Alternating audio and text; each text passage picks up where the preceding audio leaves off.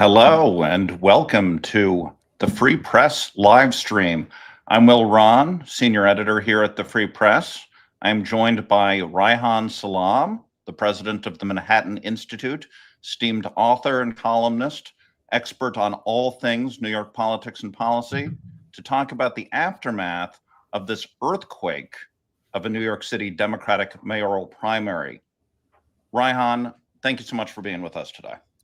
Will, it's a great honor to be here with you. I'll just note for the moment that I am the president of the Manhattan Institute. However, I'm here in my personal capacity as a citizen, as a gourmand, as a great Will Rahn admirer. So just want to make that totally clear before we dive in. And you know what? I'm such an admirer right back to you. And I am also, I'd like to say, here strictly in a personal capacity. Let's talk quickly about how we got here. Zohran Mamdani, or Zohran, I think we can just call him now. He's one of these one-name people like Madonna or Trump or Taylor. He has this fantastic charisma. His social media strategy was groundbreaking in a way. His ground game was fantastic. He knocked on some 1.5 million doors. His people made 2.1 million phone calls. 50,000 volunteers recording ads in Spanish, Hindi, Bengali. He had this wide raft of celebrity endorsements. We have Lorde, Emrata, Ariana Grande.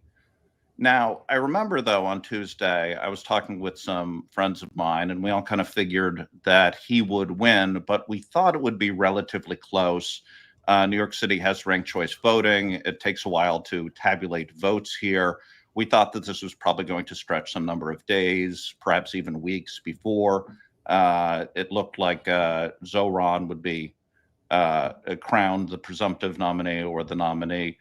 That is not how it worked out. It happened very quickly. Andrew Cuomo just collapsed. I think he conceded before 11 p.m. on Tuesday night. It was a stunning upset. Were you shocked that it was, first of all, that Zohran, or were you surprised that Zohran won? And were you surprised that it happened so quickly? When you look at most surveys, they showed Andrew Cuomo leading until the very end. And I'd say that my perspective on the race tracked that. It was really in the last couple of weeks when it seemed clear to me that Mamdani had a real shot. And I'd say in the days leading up to the race, there was a sense that he was someone who had better than 50-50 odds. I am not first and foremost a political prognosticator. I've certainly gotten a lot of things wrong over the years. When you look at the larger issue environment, when you look at what's been going on in the Democratic coalition, and when you look at what's been going on in New York City specifically, there was very clearly a lane for someone like Mamdani. And I do believe that Andrew Cuomo misread the electorate in some pretty important ways. One thing to understand is, first of all, when I say misread the electorate itself is something that is always changing and shifting. It changes and shifts in response to whether or not people actually turn out to vote. Generally speaking, if you're in New York politics, it's an off-year election, and you're going to assume that you're mostly worried about those triple prime voters. That is, voters who turn out not just for congressional midterm races, not just in presidential years, in those off-year elections when virtually nothing is on the ballot but dog catcher. The people who just come because it's fun, they love the sticker, they're going to do it no matter what. They've got the NPR tote bag, they're there. But we actually did have a larger universe of people who showed up. We had first-time voters who showed up. We had naturalized citizens who were not necessarily super active who showed up. If you look at 2024, when you look at the general election, you had really low turnout among Democratic voters. Now, of course, this is not a presidential year. It's not like you saw staggering numbers, but you saw, Zohran Mamdani won as many votes, first place votes, in this Democratic mayoral primary as there were all votes in the Democratic mayoral primary of when you go back to 2017. Now, again, that wasn't contested, but it is, quite impressive, quite striking. And I'll tell you another thing.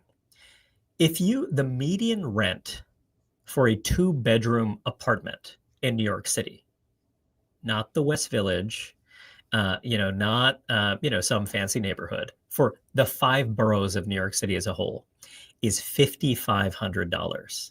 And over the last 12 months, it went up by close to 16%. So when you think about this electorate, you think about people who want to, get mad and break things. You had a lot of groups of people, particularly that kind of squeezed upper middle class group, but there are other groups too. And, we can get into that, but you needed someone who is going to meet that moment, meet that anger, meet that sense that, hey, we've been voting for Democrats forever. They run the state, they do this, they do that. The people who are the retreads, the people who've been around, the people who are quote unquote experienced, are those really the people we want? So Right. Yeah. me, there's a good reason to believe it was coming. So this gets into, I think, one of the questions that we've been examining here, which is there's 2 stories here. There's the success of Zohran's campaign, again, the tactical level, the strategic level, but then also in terms of his message, particularly zeroing in right on rents, and then also some other issues that we're going to get into in a little bit. Andrew Cuomo ran a very kind of traditional campaign, I guess you could call it. He was going to churches and Queens and Brooklyn, places like that.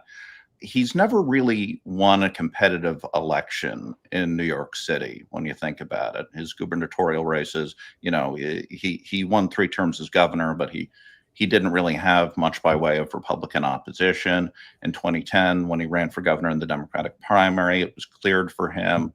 The one really contested election I can think of was 2002, when he had his abortive run for governor, though he remained on the liberal line, destroying the Liberal Party in New York, which has essentially now been replaced by the Working Families Party as our left-wing third party. I want to ask Andrew Cuomo, he is going to be on the ballot now in November because he did not take his name off in time. He is still agnostic, it seems, or at least publicly agnostic on whether he's actually going to campaign to be mayor. Is there any chance, to your mind, that we could have Andrew Cuomo learning his lessons from this embarrassment of a Democratic primary for him and come back and actually become a viable mayoral candidate this November? The short answer is no. I believe that Andrew Cuomo is someone who has a lot of experience. He knows the workings of government in New York State. He's worked at the local, state, and federal level. But a key part of the dynamic is that he was a broadly popular governor for 10 years in New York State. And during that time, he wielded the powers, the considerable powers of being governor of New York State, pretty effectively, however, in a way that was extremely alienating to a lot of people. There are a lot of people who felt that Andrew Cuomo during that time was a kind of political inevitability, but someone you gritted your teeth to support. He was someone who is not afraid of using power, throwing his weight around. And he, frankly, made some calls that were defensible calls at the moment, but that had a real political cost. For example, he came into office after the financial crisis hit New York. It was devastating. And he tried to right the ship. He tried to help ensure the state was more competitive. He tried to, he implemented some really tough fiscal reforms. And part of how he did that is that the state legislature was divided. You had a Republican majority in the upper house, in the Senate. And then you had a bunch of dissident Democrats who broke away to caucus with those Republicans. And that was something that the regular Democratic Party did not love. The IDC, the Independent Democratic Coalition. Exactly. And that was a huge part of Cuomo's political formula, to be someone who is very popular with Republicans as well as with Democrats throughout the state. So then 2018 rolls around. 2018, remember, this is peak anti-Trump mood in the Democratic Party. And then suddenly the dam breaks and Democrats take back the state Senate. They're super majorities. It's a huge, huge change. This is the season of AOC. This is something that is really, really different. And then Andrew Cuomo, being an adroit politician, decided to move left during that time. He signed a ton of criminal justice laws, you name it. But basically, he tried to adapt in that moment. But then with this mayoral campaign, and again, we all, he resigned in disgrace. He was caught up with Me Too accusations. He came back here thinking this is going to be my comeback tour. And hey, I get it. I know New York. I know Democratic primary voters. I get it. What I'm going to do is I'm going to try to outflank the left, and I'm going to repudiate some of what I did when I was governor during that first broadly successful phase. But I'm not going to actively campaign because, hey, why should I? I have immense name recognition. He's only going to debate exactly when he has to debate. And what he's going to do is go to Black churches, because those are the people who matter in New York City. Those are the ones who turn out. Those are the ones who decide who the next Democratic mayor is going to be. What he hadn't realized is that all of those rules were blown up, that the city was different than when he was running his dad's mayoral campaign back in the 70s. It was just a different town. And look, I don't want to overstate this. Obviously, he's a savvy, impressive person, but just he was not the right man for this moment. And his efforts to adapt were fitful and clumsy. And when you look at this campaign, I think that he did not rush to take his name off the ballot. I'm not sure what he was going to do. But as you said, he's not pledging to run an active campaign. And you got to think about, what makes sense for his life, what makes sense for his legacy, and what have you. But I don't see an obvious lane for him as the person who's going to unify the forces that are deeply skeptical about Zohran Mamdani and what he represents. And this gets into the question of whether Zohran is now an inevitability as mayor. And it would seem like the best way to prevent him from becoming mayor is for the opposition to Mamdani in the city, which is significant, which exists to some extent, whether they can coalesce behind one candidate. And it would seem like a crowded field if it's Mamdani versus Cuomo versus Mayor Adams versus Curtis Sliwa, the Republican nominee. And then there's another independent and Jim Walden. Jim Walden, yes, the name on the tip of all of our tongues, this well-known figure, Jim Walden. In that race, I mean, Mamdani is inevitable, right? There needs to be some sort of unification behind some sort of anti-Mamdani candidate if there's going to be any chance of preventing Mamdani from becoming mayor. Would you agree with that? It would be foolish not to see Mamdani as a very heavy favorite. Where you peg it, is it a 75% chance, 65% chance, 80% chance? He has a considerable advantage, and we can get into why. I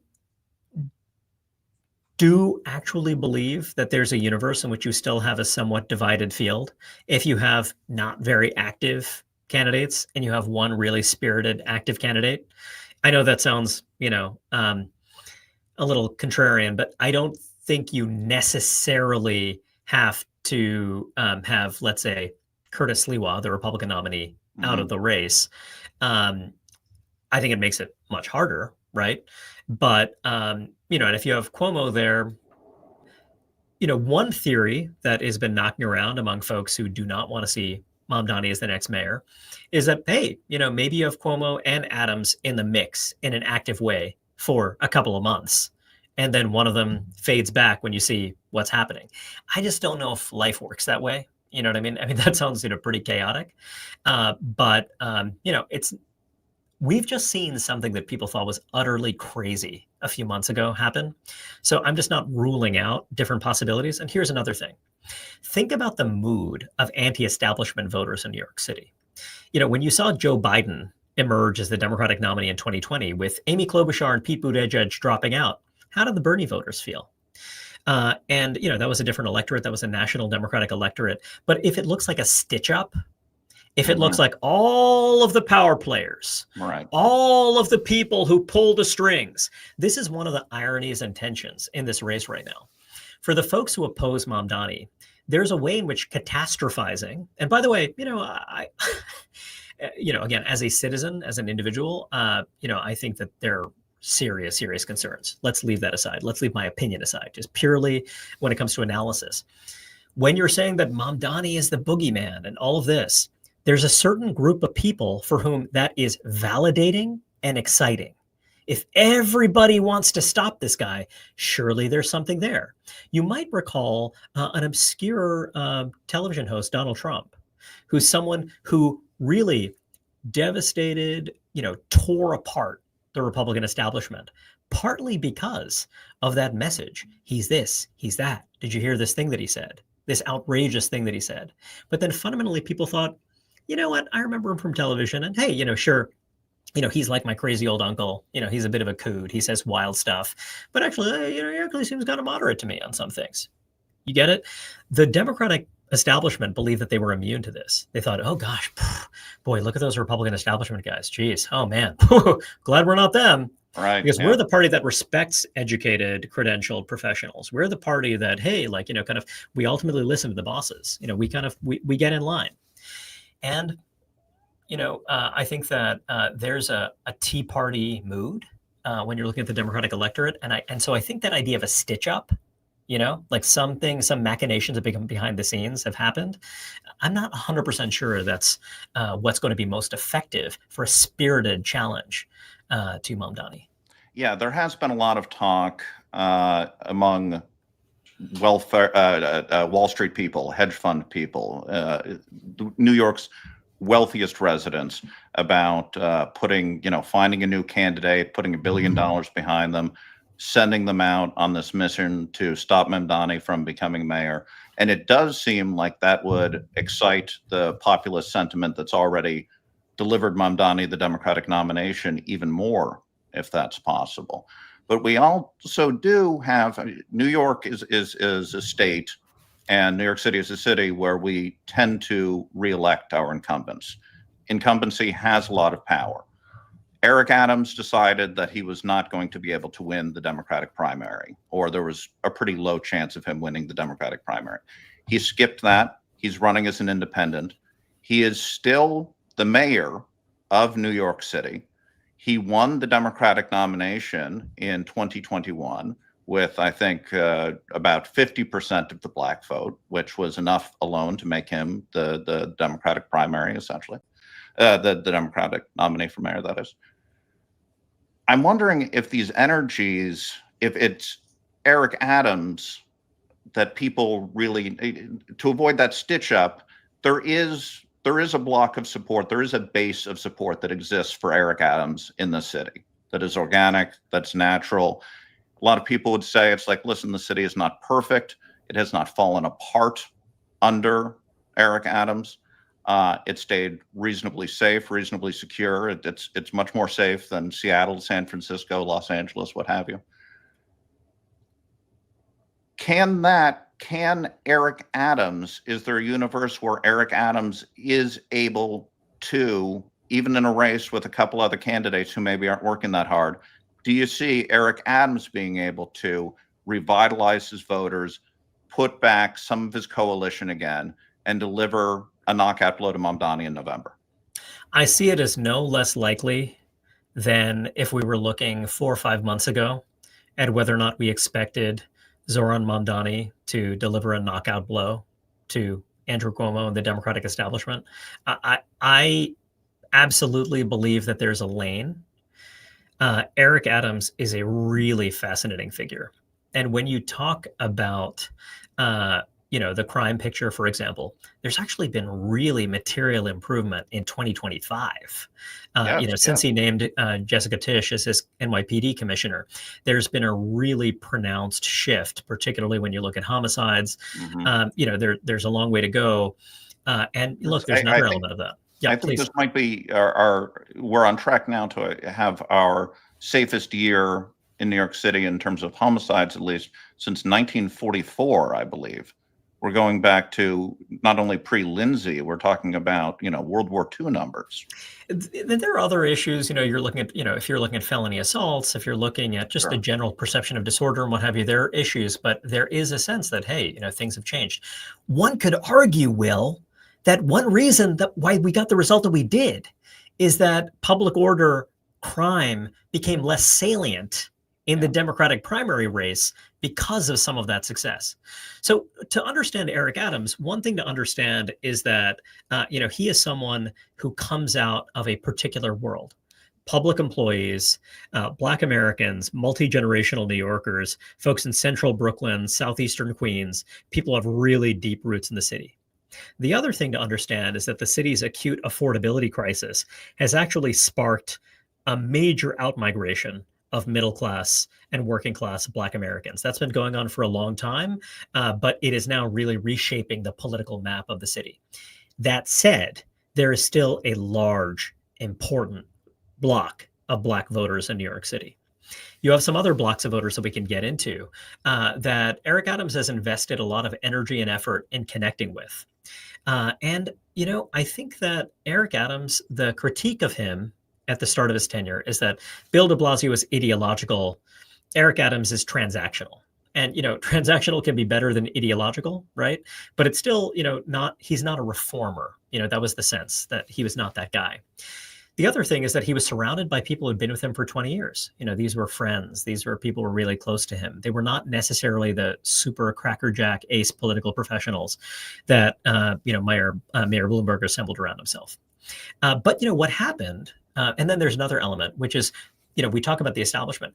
The city has a nonprofit progressive establishment, that is on the left, to the left of Eric Adams.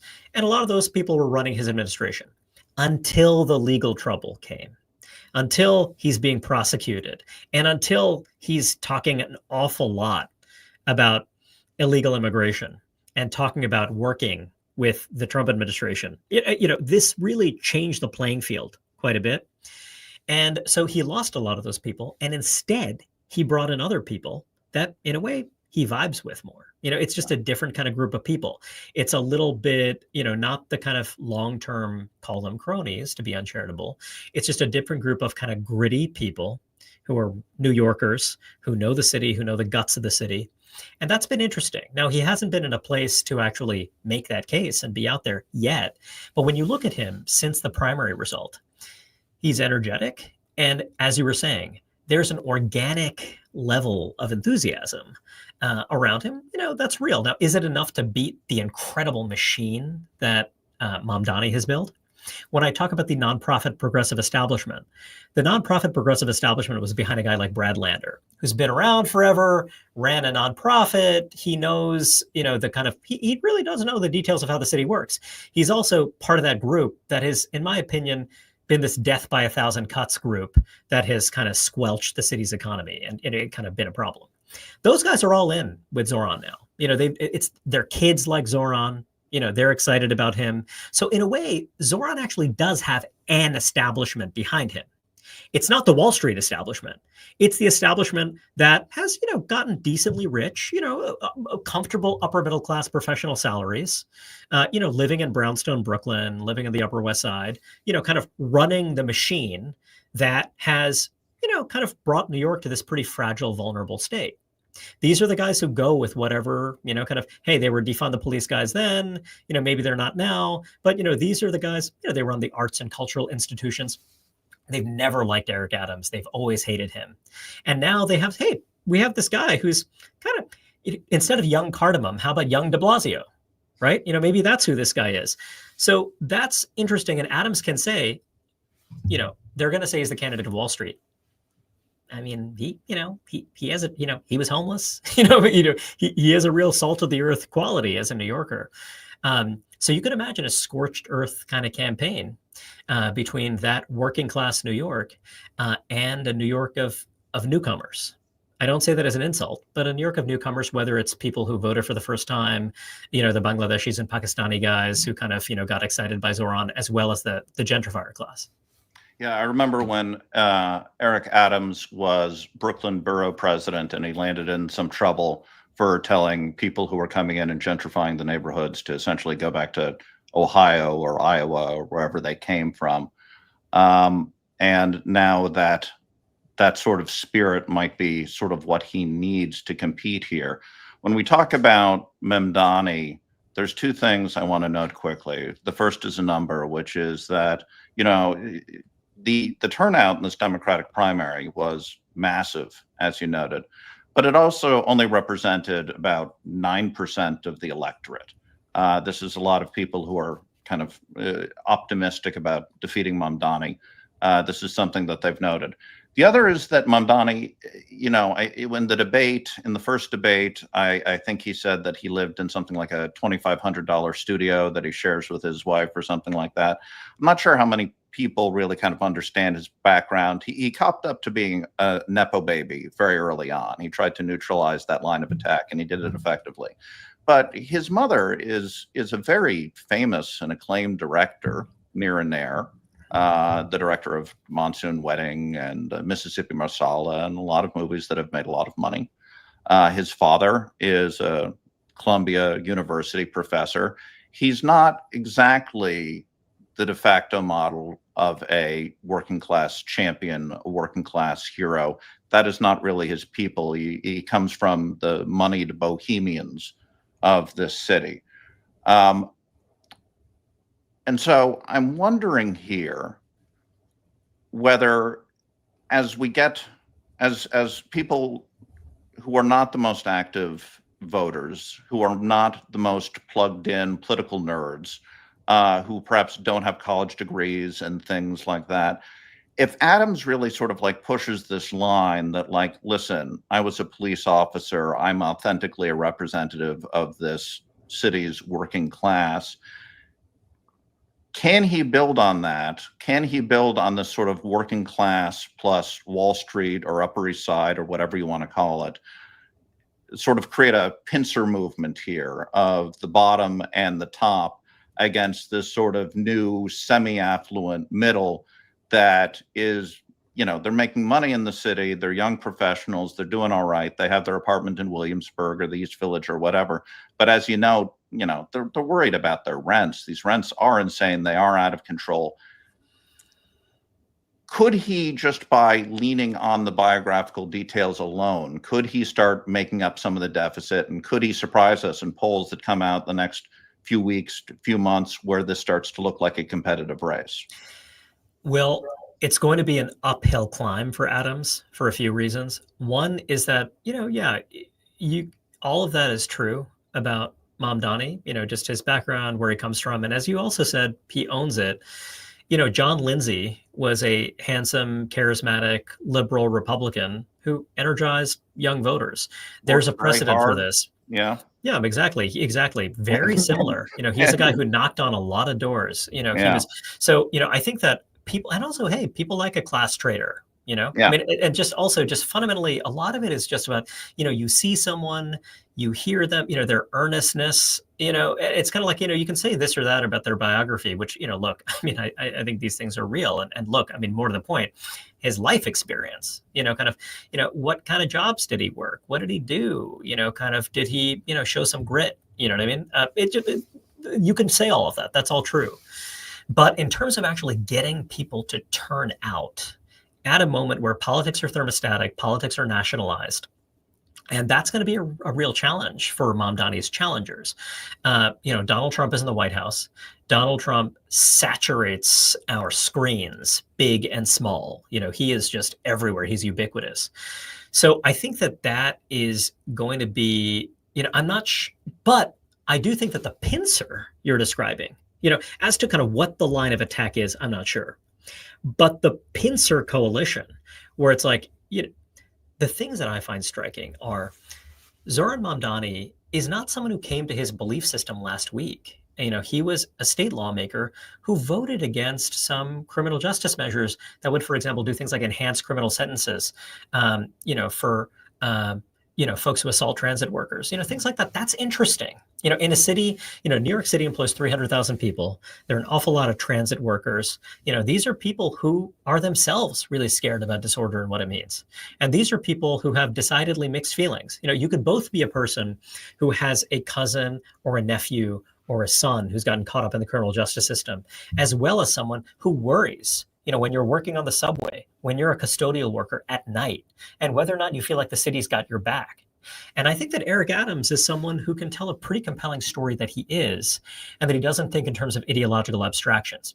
What I don't know is if that's going to motivate people to get out. Because again, as I mentioned before, the really hard thing is that the messages that resonate with a lot of people, including Democratic voters, for example, that Mamdani is someone who has been a pretty much, his whole adult life, he's been a professional anti-Israel activist. Some would say obsessive, some would say zealot.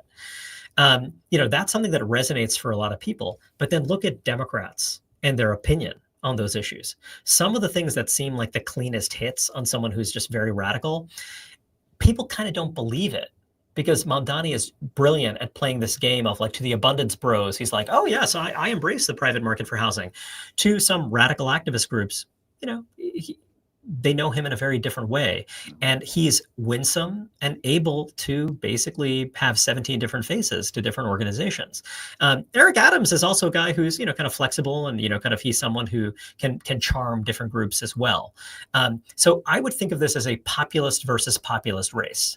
If this is going to be a race that really is a competitive race, it's going to be a blue collar populist versus a left-wing populist. And I think that there's a possibility there. You touched on Israel, and I'm really curious about Mamdani's Israel strategy here, because I saw this morning, he's tweeting about Gaza, which is sort of an unusual move for someone who just clinched the Democratic nomination for mayor. I'm from here. I grew up here. I live here. I don't expect too much from our mayors. I just don't want the city to fall apart. I want the subways to run on time. I want to, be in the same shape that I got into when I get into the subway. I don't want to leave bloodied. And I feel like that's where a lot of New Yorkers are. We don't have a lot of faith in our government to deliver. But you do want somebody who is focused kind of squarely on New York City. And it's sort of odd for him to be tweeting about this foreign country. And I was talking to somebody earlier, and they brought up, it's like, well, why is it that everybody always brings up Israel when they're talking about Mamdani? Why is the press always pushing this Israel angle? But you see Mamdani very much leaning into it. He had a little stumble with the globalize the intifada thing. He didn't really know how to answer that question. That was one of his very few stumbles in this race. But at the same time, just seeing this tweet this morning, he's talking about Israel. How does that factor in a city? This has the largest Jewish population in the world outside of Israel. It's the most Jewish city in America. What is he trying to do there? What is in terms of his coalition, in terms of trying to secure victory in November, what is the strategy there for him? If you look at Pew data on Democrats and Republicans nationally, what you will see is both a generational cleavage when it comes to support for Israel, where typically it's older voters who are much more supportive than younger voters. You'll see a partisan divide, which is that when you're looking at the Republican side, among over 50s, support for Israel is overwhelming. Among under 50s, there has been some erosion there. That's significant. Yeah. If you look at Democrats, however, both, yes, over 50s are somewhat more supportive of Israel. Under 50s, support for Israel is strikingly low. And in a way, now New York City is different. The New York Democratic primary electorate is somewhat different. But the city is not immune to those dynamics that you see nationally. And also, when you're looking at the Jewish electorate, one thing to keep in mind is that it's a big, diverse group in which you do have a group of people who are Orthodox, observant, or they're people who have a really strong core Jewish identity, who are Zionistic, people for whom Israel is something that matters to them, and the safety and security of Israel matters a lot to them. Then you have a different number of Jewish voters who have a different perspective on these issues, who are more critical of Israel and who just generally adopt a more, broadly hard left political posture writ large. So I think that is one dynamic where, some of the communities that have the strongest sense of communal identity, think about the Orthodox communities, the Haredi communities. These communities were kind of divided in this Democratic primary, partly because there was some real ambivalence about Andrew Cuomo. So some of Andrew Cuomo's biggest margins were in these, highly observant, very religious communities like Borough Park. But then also, there's some other places where the turnout was a mixed bag. You had Satmar communities that endorsed Adrian Adams instead. It's interesting. And then, of course, you have, if you look to South Brooklyn, a lot of people who are Republican voters and who are independent voters who really didn't come to bear in this primary race. So I do think that that's going to be interesting and important. But in terms of what Mamdani is doing, what he's up to, I think that he wants to show his hardcore that I'm not going to be cowed or intimidated, or if you think I'm going to change, hey, I'm not going to change. He's going to couch things carefully. He's going to, wink, wink, he's going to do that. But it's almost a kind of show of, I dare you, and then also, hey, come after me and call me an anti-Semite. Then I'm going to talk about anti-Muslim violence, or then I'm going to say, oh, I want to, double, triple, quadruple spending on hate crimes. I'm going to increase it by 8 times. Which hate crimes are they going to be identifying? Who's going to be in that bureau? What are they going to be doing? What are they going to be looking? Who knows? But you can say it. And, to a certain kind of person, like, well, how dare you? It is outrageous to accuse me of X, Y, and Z. I mean, he's someone who, is a gifted performer. He knows how to do this. He knows how to play this game. So to the people who are the true believers, who are people for whom, frankly, anti-Israel activism matters a lot more to them than whether, the city picks up the trash on time. Those are people, they know he's with them, right? Yeah. And then there are other people where you muddy the waters, the nonprofit progressive establishment, the self-described liberal Zionists, the Brad Landers, those people, he can make sure they can, sleep well at night. He'll say the right things.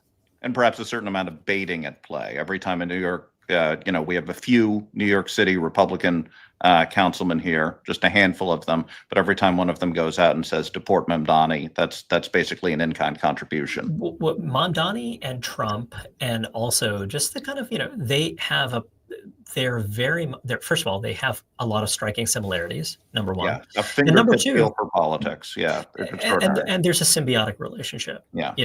Because, if you're talking about, symbolic politics, if you're talking about, kind of driving the polarization, driving the attention, I'm proving that I'm big enough. I'm a big enough deal to actually get the bête noire to come after me directly. And what does that mean, right? I'm the ultimate giant slayer. Look at what this is going to prove and what this is going to do. And also, look, there is a group of people in New York City who are people who see, is a tough thing to talk about, but it's true, who see Jewish power as the obstacle to the utopias that they want to achieve. This is not unique to New York, alas. This is not unique to this moment in human history. But there is a group of people for whom, for people to just speak frankly and plainly about some of these associations, some of the, these slogans, and what they mean and where they come from. It's this is the world we're in right now, Will. We await the David Duke endorsement. I want to turn to a listener question here from Naomi. She asks, what mistakes would Mamdani have to make to lose support going into November? Wow, that is a hard one to answer. Look, here's the kind of odds on, he becomes the Democratic nominee. Basically, you could say there are people who are afraid and kind of don't know what it's going to mean for their race. Governor Hochul, she's going to have to get through a Democratic primary. There are a bunch of anxious people. So one world is that there's a real crash effort to have it both ways, to try to normalize him. Normalize him just enough that, you kind of folks rally around him and people vote for the party label. What mistake he would have to make, I think, getting high on your own supply. Just imagining that the kind of echo chamber grassroots, young, upper middle class, kind of like squeeze middle class, college educated, kind of like that group is the city. It's not. I think that would be a big mistake. And I think that, in a way, if he doesn't actually do that double game that I'm describing to you before, he needs to muddy the waters. If he doesn't muddy the waters, and if he just tries to present himself as a total purist, then, that's going to be bad for him. The other thing is that, I don't know if this is a mistake. If the press started asking him hard questions, the New York City press corps is different than it used to be. It's younger. These are people who are squarely in that Mamdani demographic. So far, he's played them extremely, extremely well. I don't know if that continues. You can imagine him making some missteps there. But man, I've got to say, I think that it's going to be less about his missteps and more about whether or not you could find a rival, an opponent who's going to have some real imagination and creativity. I think that this guy has super disciplined people on his team, and they're strategizing and laughing about how effectively they've been able to be all things to all people in their world. I want to ask you about, in terms of a coalition that could defeat Mamdani in November, it would seem to me that it would need to include a fair number of Asian voters. We've talked about the changing demographics in this country, in this city. It is getting a bit more Asian. And I'm talking about East Asian. I'm talking about South Asian. Obviously, Mamdani himself is of South Asian heritage. But I'm wondering, this is something that we saw in the last presidential election. We saw an out-of-borough Asian gravitation towards Donald Trump. And so far, it seems, at least in this Democratic primary, Andrew Cuomo was really kind of, his base was black voters and the most affluent whites. He did well, though. He did, on preliminary data at least, he did quite well among Asian voters. I'm wondering what the cause is for that. Is that it's just kind of, in terms of, it's just too diverse a community to just put under the umbrella of Asian? But is there a way for whoever this opponent is, let's just for the moment say it's Mayor Adams. Mayor Adams, if he can clean up in Flushing, if he can clean up in Chinatown, if he can clean up in sort of these Asian majority districts, is that going to be an important part of stopping Mamdani, if stopping Mamdani is at all possible? You hit the nail on the head. The Asian demographic in New York City is immensely diverse. And so you got to think, okay, so, you have the people of East Asian origin, you have the people of South Asian origin. Among the people of South Asian origin, you've got Pakistanis and Bangladeshis who are overwhelmingly Muslim. You've got people from India who are, there's a large Muslim presence there, but also you have Hindus. Now, the thing is that some groups leave New York City and move to the suburbs, and some don't, some stay. If you look at Bangladeshi Americans, for example, you have a lot of them who join the NYPD, who work in, traffic enforcement and other roles, or in the civil service. If you look at, a lot of more affluent Indian Americans, these guys, move to the suburbs quickly if they don't move to the suburbs directly. It's a different kind of population.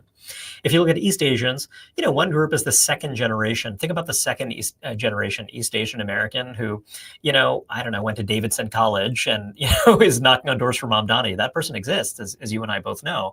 But then you've got the Chinese American communities in the Chinatowns in the city, in Sunset Park and Flushing, kind of, you name it. And some of those folks are people who, some of them are homeowners, and people who are, kind of middle class, upper middle class. You got working class folks who work for the city. So it's really, really diverse. I think that Mamdani did a really good job of seeking strategic endorsements from key Asian American political figures in the city, like John Liu, who was himself, kind of running as the mayoral candidate of the left in a previous cycle. Yeah. And then when it comes to some of these South Asian Muslim voters, one way to think about it is that, these are guys who are, both people for whom some of, Mamdani's foreign policy views, let's call it that, resonate. But then also, the kind of economic squeeze. So I do think that it's possible to rally a lot of Asian American voters. I absolutely think that can happen. I think that, that's true for Mamdani, but it's also true for, let's say, an Eric Adams. And I think that it's roughly along the lines you describe. Because, one thing is that not everyone is saturated in news and information, though, the way that we are. Hey, did you know this? Did you know this about the specialized high school exam? Hey, did you know this about, kind of public safety, criminal justice, kind of you name it? Hey, I think that if it's going to be a, I'm experienced, I know everything, and I'm going to, kind of that kind of race versus a populist is going to win. If it's a populist versus a populist, then it looks different. This is a big, big challenge for New York City. If you actually wanted to get real sane policies in New York City, they would represent a radical break with the status quo. The problem is that there wasn't a candidate for a radical break with the status quo who was actually for things that would actually make your life better and actually see to it that you can find an affordable place to live. But it has to be a populist versus populist race. I want to talk to you a little bit about some of those populist policies that have been driving Mamdani. And again, going back to the Trump similarities, these are bumper sticker slogans. They're very easy to remember. It's like build the wall, all of these. Freeze the rent, free buses, government grocery stores. That's government-run grocery stores where the food would essentially be subsidized, bring down the cost of your groceries. Keeping New York City a sanctuary city, and tax hikes on people making over $1 million a year. I want to talk about both the feasibility and the wisdom of these policies, because when you're mayor of New York City, you're not quite a king. Mike Bloomberg came close, being the richest man here and also the mayor. But you have the city council, which is normally a rubber stamp, but can act up on occasion. But you also need buy-in from Albany. Occasionally, you might need buy-in from Washington. We all remember the famous Daily News headline, Ford to New York, drop dead. How much of this can Zohran actually implement in terms of the tax hike, in terms of rent freezes? Free buses, I think he can do. Government grocery stores, he may be able to do. But some of these tax and spend stuff, he can't do that completely unilaterally, correct? You're right. So this is a fascinating domain. And as you say, I mean, there's so much complexity here. There's so much intergovernmental entanglement. So the simplest way to put it is that when it comes to taxes, which are obviously really important, for a revenue reason, but also just for a pure punitive reason, for a lot of folks, this will be the biggest lift. Because the proposal, as I understand it, is a 2% tax that hits when you pass $1 million in income on all of your income. So it's actually not a marginal tax. It's something where if you make $999,000, kind of that is, you're under it. You know what I mean? So it's actually, it's interesting. I have a hard time imagining the state legislature going for something quite like that, but they would need to approve it. He doesn't, he Right. would need Albany. He would Right. need, and that includes a lot of moderate Democrats in swing districts, upstate, Long Island, places like that. He would need some buy-in from them. Bill de Blasio wanted something similar. He wanted a tax increase on the highest earners, and Albany and Governor Cuomo wouldn't give it to him. Yeah. So, do I believe that? But here's the thing. Here's what could happen. Okay. As you were saying, could he do some version of some of these things? Think about, when Donald Trump was talking about no tax on tips, and then you get to the House bill, you get to the Senate bill. Okay, there's some version of this that is narrowed and this and that, and there's this income limit and sort of, yada, yada. How do we kind of operationalize this in practice?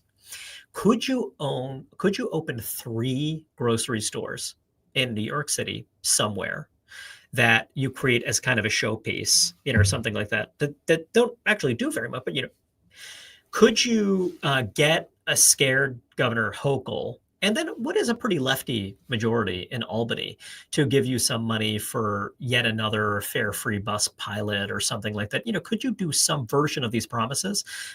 You're right that there would be obstacles, and actually there would be obstacles to, like, these policies aren't real. Oh, freezing the rent. So, okay, freezing the rent, you have a rent guidelines board. The mayor appoints, a majority of the folks on that rent guidelines board. They have legal obligations about what they're supposed to do. They're not just supposed to listen to the mayor to say freeze the rent. Now, in practice, under Mayor de Blasio, you did freeze the rent 3 times. That goes back to the Back to the Future, Back to de Blasio, young de Blasio thesis. Okay, so you had a Democratic Socialist who was mayor of New York for 8 years, and he ran to be Bernie Sanders' successor. So some of these things you could do some version of it, but the question is it actually going to make New York City affordable again? You're saying that perhaps there's some economics 101 reasons why freezing the rents that price controls generally might not be effective in bringing down prices? Will, you know as much as I do that there are a lot of people who, whatever the state of the economy, is going to say it's better when their party's in power or when it's not. Yeah. And I think that Donald Trump is someone who is an extraordinarily magnetic, charismatic figure who has a really big effect on the feelings and mood of his followers. So the question is how Teflon is a candidate, a kind of skilled populist candidate like a Mamdani, where, you get these fig leaves and you do this and, he's trying, and then, but these things, these are things that are, would I tell you these are crazy, unworkable, lunatic ideas? New York City hard left politicians have been experimenting with this. I mean, their grandest experiment of all, their grandest, most beautiful, glorious outcome is $5,500 rent for the median rent for a 2-bedroom apartment in New York City because of all their genius ideas about mandatory inclusionary housing. Well, you can build apartments if they have deed restricted affordable housing and they're built with union labor, and then maybe you get the tax abatement, and then this and then that. All the genius ideas of the nonprofit progressive establishment. Guess what? The nonprofit progressive establishment has a new mascot and has a new rapper. And by the way, this is just as much of a critique. Eric Adams has his problems here too. Like, I'm not here to just bash, kind of any particular candidate. This is the kind of malignant narcissism, of the New York City political class. And, these are all a little bit crazier, a little bit wackier, a little bit this or that, a little bit, I'm going to build the wall in 12 minutes. And, Mexico and El Salvador are going to build it with drones. You add a little mustard on the ideas that are kind of de Blasio 1.0 ideas, just do them a little bit harder. I want to get into a difference, though, or a possible difference between de Blasio and Mamdani. So we did have, I remember in 2013 when Bill de Blasio was elected, he had been a strident supporter of the Sandinistas in Central America. He was a very far left guy. He identified to the very, very far left of the Democratic Party. However, one of the first things he realized was that I'm not going to be able to get things done if crime goes up. New Yorkers, we now kind of expect and we enjoy a safe city. And you brought up earlier that some of the safety may now allow for, I don't know, what you could call luxury beliefs. The support for Mamdani is partly results from the fact that we live in such a safe city. But Bill de Blasio, when he came in, one of his first hires was, of course, Bill Bratton, Rudy Giuliani's tough on crime, broken windows, police commissioner. And so we had this period under Bill de Blasio where he was experimenting with this stuff, while at the same time, the NYPD was doing what the NYPD does. They were keeping crime low. The decline that happened under Giuliani and Bloomberg continued and still continues to the present day, despite that blip during the pandemic. And I'm wondering, in terms of your assessment of Mamdani's ideological flexibility here, is that the kind of move that we would expect from him, or is this guy actually more rigidly ideological than someone like Bill de Blasio? That is exactly the kind of question that reporters need to be asking Zohran Mamdani, between now and November, they should ask that of Eric Adams. They should ask that of Andrew Cuomo. They should ask that of everyone. But, given that, this guy is the odds-on favorite right now, this is the question that needs to be answered. What I can tell you from the voting record, from past statements, is that he sure seems very ideological. But you do not get this far in this campaign without raising your ceiling and kind of thinking differently and, just kind of, being a little flexible. Yeah, in 2020, he ran as a guy when he was running for state assembly. He ran with defund the NYPD as a feminist issue. Exactly. And now he's saying, how dare you suggest that I want to defund the police? No. All I want to do is create a new Department of Community Safety. So, I think if you look at de Blasio, you're dead on. I mean, I think that he realized that this is the thing that's going to torch my credibility and kind of wreck my ability to win re-election and do all the other things that he intended to do, like run for president. So I think that, he was going to be the competent socialist who is running a great American city and create the proof point there. Now, what happened is that, as we were discussing before, 2018, happened. And then 2019 happened and 2020 happened.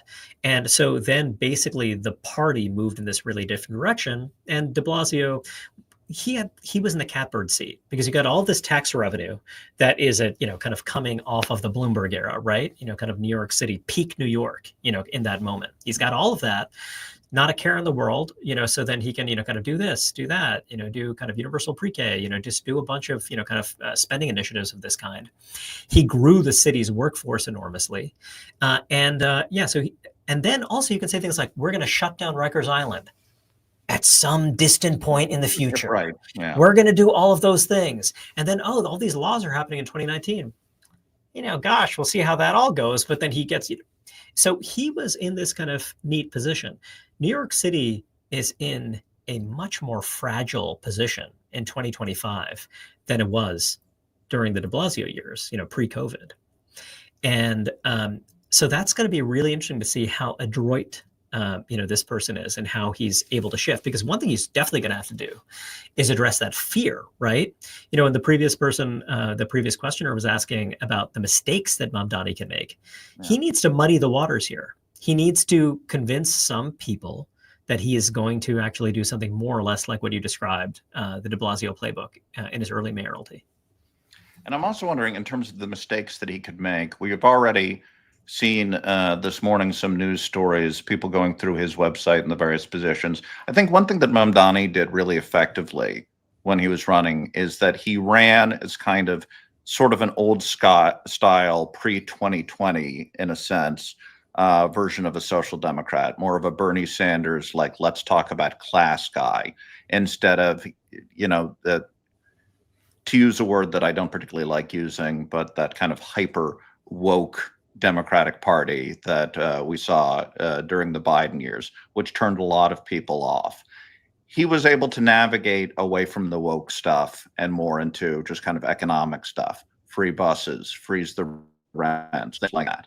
And I'm wondering if he's going to be able to keep that up. Already the stories that we're seeing this morning, there's a page on his website and detailing his plans about moving, about taxing whiter neighborhoods more than other neighborhoods.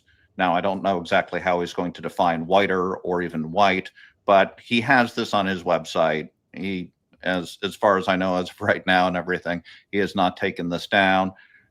Is that the kind of thing, is there a woke trap waiting for Mamdani? Is there a way that he could start slipping up and he starts getting into that sort of like Biden era or 2020 politics, which is where he got his start? That's proved deeply alienating to minority groups. It's part of the reason we saw Trump do so much better with minority groups in 2024 than he did in 2020. Is there a bear trap waiting for him there that he could step into? Look, this is an area where I said that, Mamdani shouldn't try to get high on his own supply. And I think the same goes for Eric Adams and Andrew Cuomo and Curtis Lewa and everyone else. I personally find certain kinds of, race-coded language pretty repellent, and I think it's bad. But also, I'm not necessarily the kind of core swing demographic in this race, right, Will? So, I think that when you're looking at that proposal is pure 200 proof nonprofit progressive establishment, kind of take. It's just that with language that's designed to appeal to, basically a more kind of lefty policy wonk type audience. The basic idea is that we should equalize property. People. Yeah, It's exactly. For It's for white people. Yeah, it's about equalizing property taxes, because the idea that, in Brownstone, Brooklyn, they're not paying as much as in, some, kind of, middle, kind of less affluent neighborhoods, this kind of thing. And, the thing is, it's total table stakes. Any academic organization, again, this like whole nonprofit progressive world, so, maybe someone should have looked at the website and scrubbed that off. I don't think that that's going to be the reed of hope that you cling to if you want to defeat them, because, like, frankly, this is like so saturating. I keep saying saturating, so saturating the kind of democratic policy consensus in New York. It's something that could motivate people. It's going to piss some people off, but I don't know if that's going to be the misstep. I do think that. Well, here's another thing to think about. Will, let's leave the racial language out of it. Hey, so you're project is going to be to drastically raise property taxes on homeowners in Brownstone, Brooklyn. Your base. That's interesting. And, it's not necessarily, this is the huge dilemma, for someone like me, like, I'm not a politico at this point in my life. I just want the city to work. I want the city to work well. Yeah. And the real challenge is that, basically, it's the status quo coalition versus the change coalition. But the change coalition is for bad changes as opposed to good changes. You know what I mean? It is, you could say, yeah, it is, kind of, there is something kind of messed up about how our property tax system works. It is really crazy. But the thing is that a lot of people who vote D or who kind of, give money to Bernie or kind of whatever else are actually people who benefit from a lot of these policies. And then there are the young people who are like, well, I want to be the one to buy my brownstone. What the heck? I'm stuck. But you've got a coalition that has both of those groups in it to some degree. And you got to try to keep them together. So that's why you keep it big, vague, and broad. That's the kind of way you succeed. But yeah, I don't think the kind of woke race type language, it might hurt you in like the suburbs of Northern Virginia. But I think that in this kind of New York City race, I'm not sure that's when it could be it. Eric Adams might run a pretty racially tinged campaign against Zohran Mamdani. Not one that, I would, be particularly enthusiastic about in every regard. I actually don't want people to go back to Ohio or go back to Iowa. You know what I mean? I got to, as a matter of principle, but, that's just where we might land. Yeah, it's good that the way Andy Warhols of the world move here. All right, I want to close this out with sort of your sort of broad look at the situation and what this means for things to come. We just had this experience with the vibe shift, another term I don't love using, but this counter-revolution, this thermidor, whatever you want to call it, where Donald Trump came back into the White House. You have Republican control of Congress. But there's a way that New York mayoral elections tend to predict or give some indication of the politics that are coming down the line. We saw this with Bill de Blasio coming in before Bernie, before the rise of woke. We saw this with Michael Bloomberg.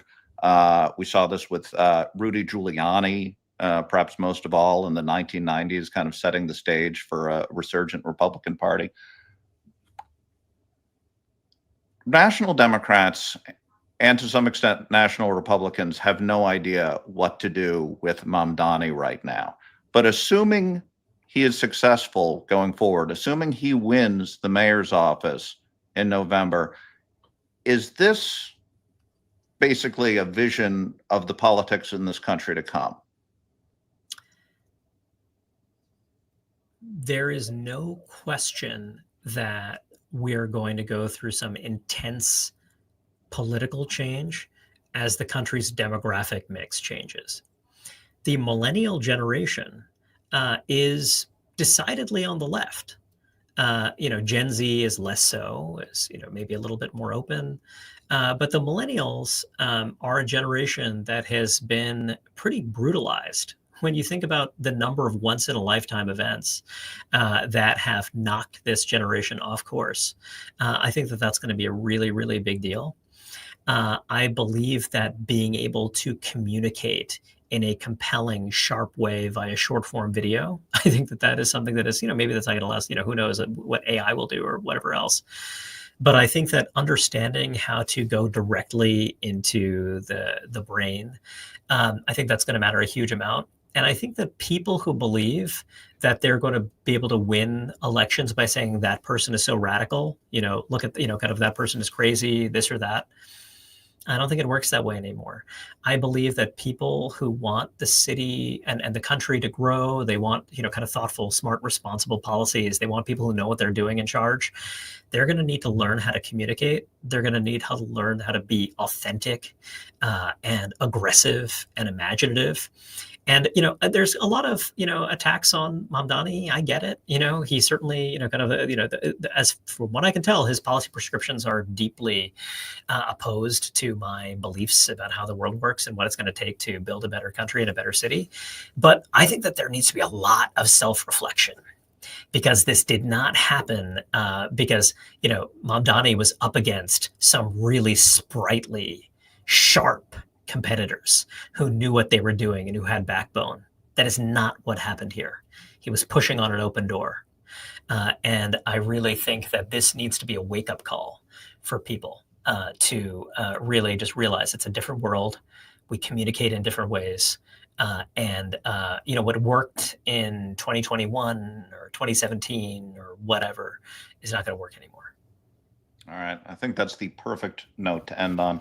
Reihan, thank you so much for joining us today. Your fantastic piece in the Free Press is Making Sense of Mamdani. Go to thefp.com to read it today. That's thefp.com. Subscribe, get more of these videos, get more of our fantastic articles. Reihan, again, thank you so much for being here. Thank you, Will.